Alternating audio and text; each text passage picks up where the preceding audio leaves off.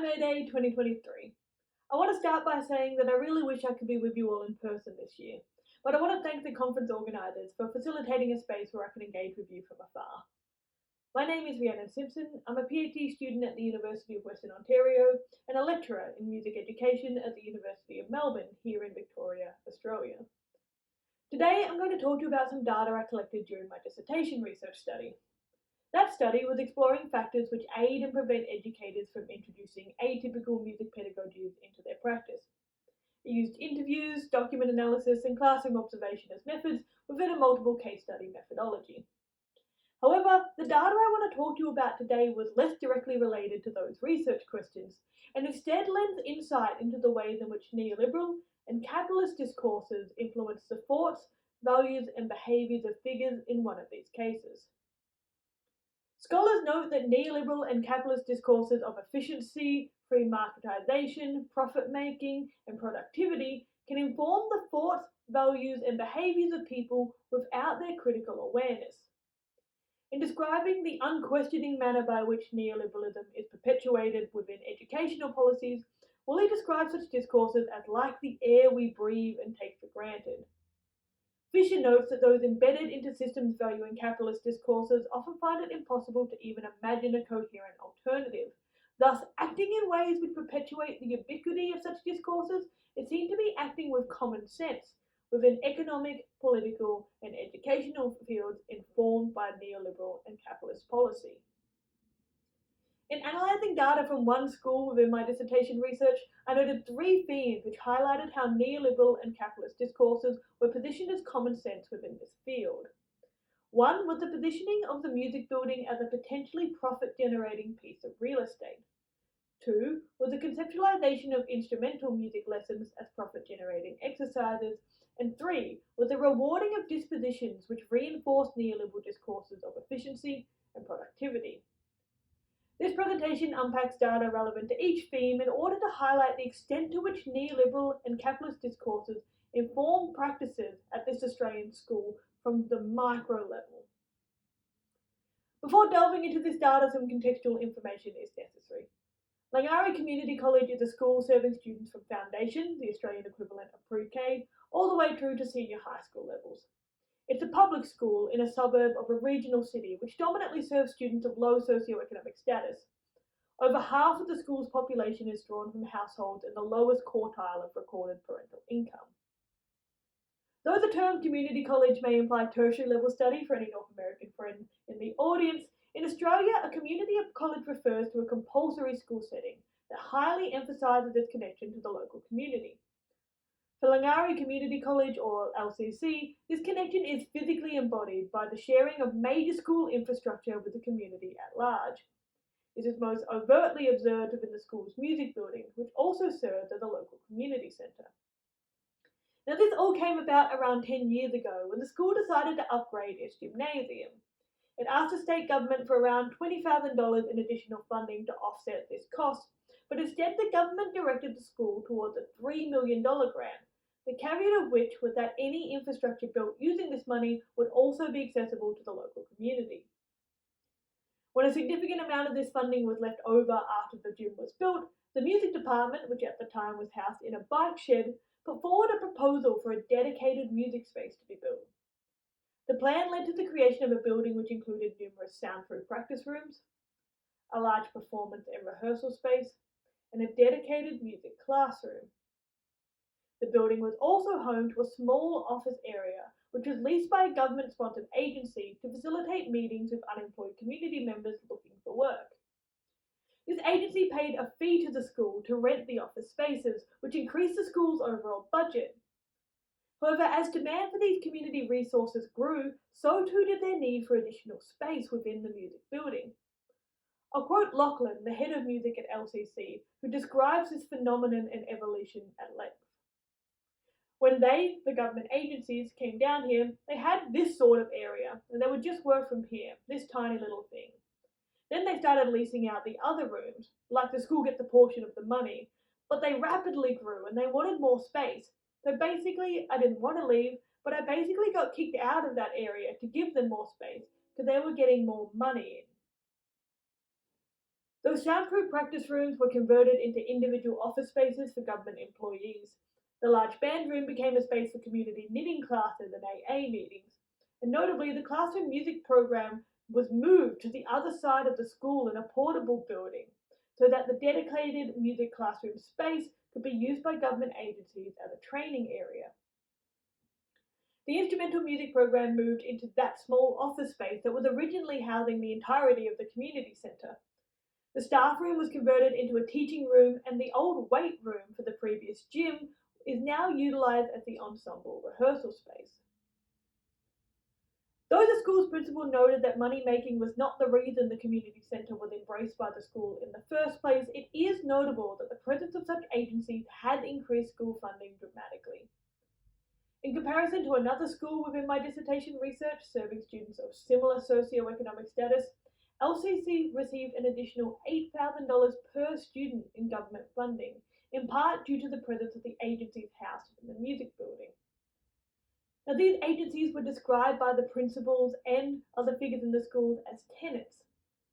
This language referencing capitalist conceptions of physical space as holding profit-generating potential was unproblematized by figures within the school.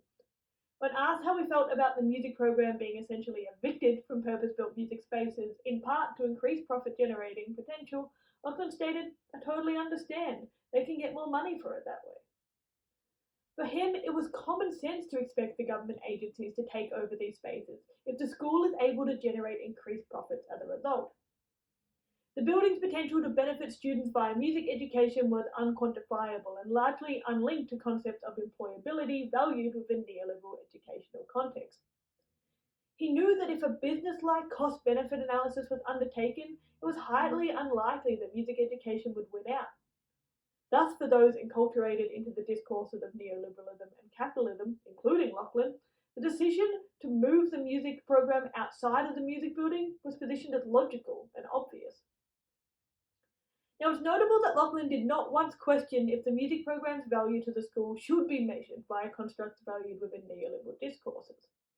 Rather, he embodied the discourses of capitalist realism in his decision to respond to the devaluing of the music program by turning Langari's instrumental music program into a profit-generating exercise. For those outside of the Antipodes, instrumental music in the Australian context has different connotations. This refers to instrument-specific lessons which are offered to students within small groups and sometimes one-on-one capacities, as well as participation in school-based ensembles. These are largely non-compulsory activities which students and parents opt into. This distinguishes instrumental music education from classroom music education, which is embedded into a student's timetabled classes and is often compulsory until grades 8 or 9. Like classroom educators, instrumental music teachers at LCC are paid for by the government. However, many schools implement a fee to be involved in the instrumental music program. In most schools and other cases within my research, this fee was minimal and was used to offset the cost of instrument maintenance. However, at LCC, these fees were perceived as potentially profit generating. In speaking of the changes to the music program that occurred within the past 10 years, Lachlan notes, "The music fee was $20 a year. It was insane. So that's why there was no budget for music. You couldn't get instruments because we didn't have a budget. And that was run by a classroom teacher who said, no, music education should be free. Like this person's done a master's." And I said, well, we'll never have a music program if that's going to be the case, because we're not generating money. You need to generate money to get instruments, basically, because the school's not going to fork out thousands and thousands of dollars if they don't see money coming back in. I doubled the price immediately. Then the following year I got it up to $100. Now it's $330, and that includes the book. So that's my budget. If I have 100 students, I've got 30 grand. Simple as that. Now there's a lot to unpack in this quote, but I think the most overt aspect of how neoliberalism influenced Lachlan's thinking is how he presents his information as common sense.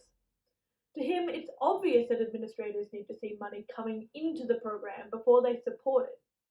It's obvious that the best way to increase the program's budget is to increase participation fees, and he is shocked that someone who's done a master's in music education would not be aware of this. He positions these as simple facts, not once questioning them in our numerous interviews together. Here the music program was positioned as a business. If the money coming in is less than the money going out, then those higher up the corporate ladder may not support the music program. But it wasn't just discourses of profit making that Lachlan appealed to when exploring how the instrumental music program could gain increased support from administrative figures. Lachlan also spoke at length about increasing the efficiency of the program. Though the rest of the school worked in 1-hour class blocks, he pushed for the instrumental music program to work in 40-minute time periods. This increased the number of classes instrumental teachers could take in a day without increasing the staffing costs. He advocated for the instrumental music rooms to be larger than originally planned for, so that the number of students educators could teach at one time could be increased. He purchased fleets of the same instruments for which replacement parts were easy to find and could be kept on hand, so that any maintenance could be completed by teachers on site rather than sent off to expensive external businesses. Lachlan is a thoughtful, intelligent, and creative leader.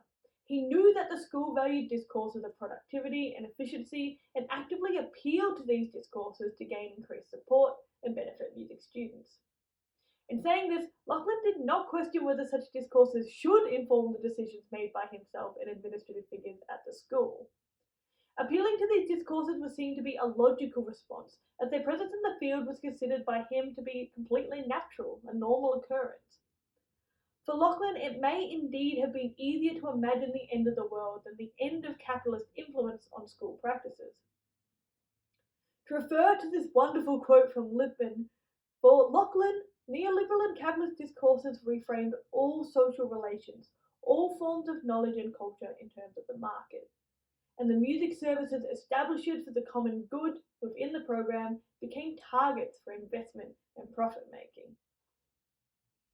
It's undeniable that such discourses served as a kind of invisible barrier constraining thought and action that Fisher associates with capitalist realism.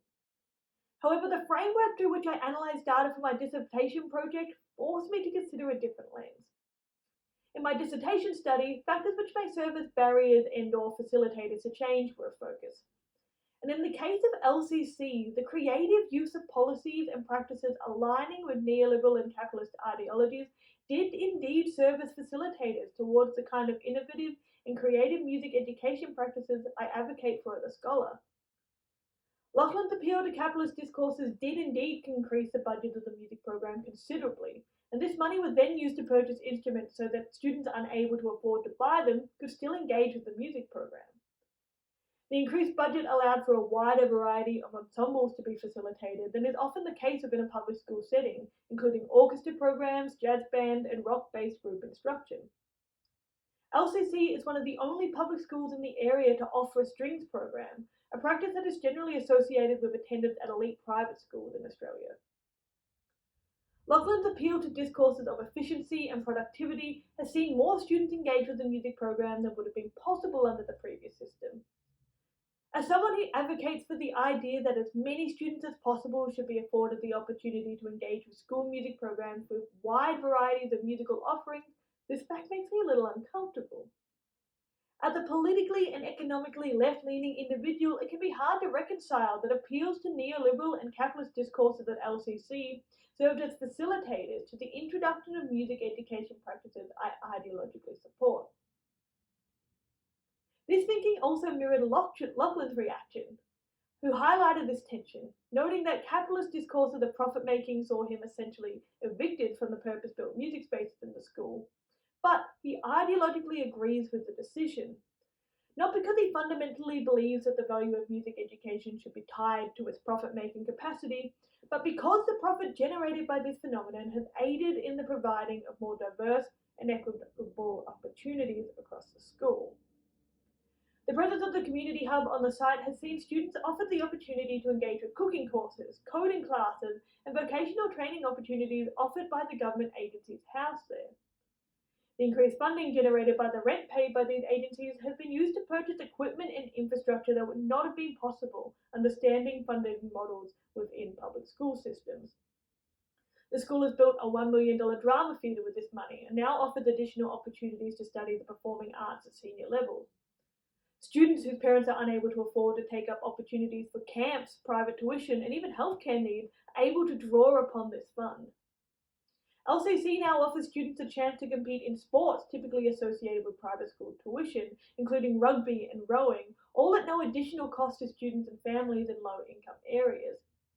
And importantly, the number of students completing compulsory schooling at LCC has increased, as has their measurable assessment outcomes. Now, this presentation does not aim to advocate for the embracement of capitalist and neoliberal discourses within Australian public school settings. I want to stress that I still find such discourses problematic and would much prefer that public funding provides schools with all of these opportunities and more without the need for them to become profit-generating entities. However, when looking through the lens of capitalist realism, it's hard to deny that a knowledge of neoliberal and capitalist discourses valued within educational systems did serve as a facilitator to positive change for those working at LCC. What's notable is that these educators and administrators at the micro level appeal to such discourses largely without critical consideration and without conscious awareness of the potential alternatives. The pervasive nature of neoliberal and capitalist discourses rendered them largely unquestioned and unproblematized within schooling spaces, and rather appeals to the discourses of profit-making, efficiency, and productivity are seen to reflect common sense within these fields. Now, I almost stumbled across this data without intentionally looking for examples of the way neoliberalism and capitalism influence practice at the micro level. However, explorations of such phenomena as they influence individuals at this individualized level are becoming increasingly more necessary as these discourses become increasingly more pervasive. Though explorations of the impact of such discourses on music education and society writ large are important, conceptualizing neoliberalism and capitalism as impacting individual teacher practice, individual student experiences, and particular school cultures helps to highlight their impact on educational settings. I hope that this presentation serves as the starting point for further discussion of the impact of capitalist and neoliberal discourses on practices at the micro level. I'm really interested in engaging with that conversation with you all. Thank you again so much for having me, MayDay.